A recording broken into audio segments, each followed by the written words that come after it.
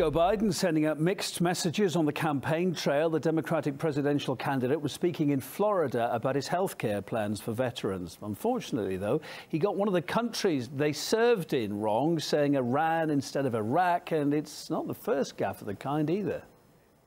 U.S. troops died in Iran and Afghanistan. The Iran parliament voted to eject all Americans and coalition forces from the country. We tried it in Iraq. It's not working, so now we're going to try, in Iran, excuse me. We tried in Ukraine. How many of you know someone who has been injured or lost in Iraq and Iran? Well, let me tell you something. We owe. It's that conflict in Iraq that Joe Biden has been widely criticized for playing a key role in authorizing back in 2002. At the time, he chaired the U.S. Congress Foreign Relations Committee and chose all 18 pro-war witnesses in the main Congress hearings on Iraq. It later turned out, of course, the Iraqi leader Saddam Hussein neither had weapons of mass destruction or ties to al-Qaeda. By a conservative estimate, more than 4,500 U.S. soldiers and the same number of contractors, too, lost their lives in the invasion. Former U.S. Marine Corps intelligence officer Scott Ritter told the program he briefed Joe Biden on the absence of Iraqi weapons of mass destruction, but at the time was ridiculed.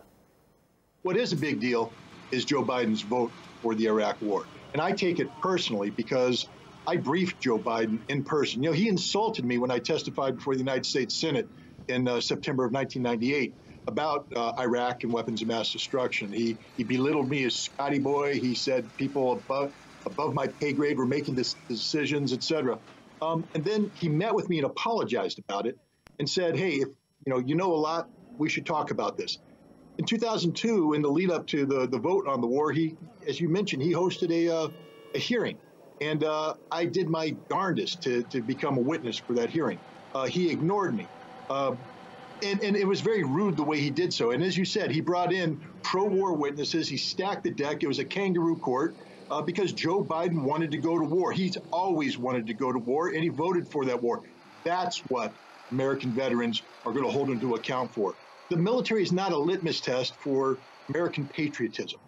But you can't run around and pretend that you are Mr. Rah-Rah, go military when you opted out. There's not a single non-political combat veteran who's going to give Joe Biden a pass on this one. Joe Biden has zero credibility when it comes to talking about the military, talking about war, and above all, talking about sacrifice. He just literally has no credibility. It doesn't resonate.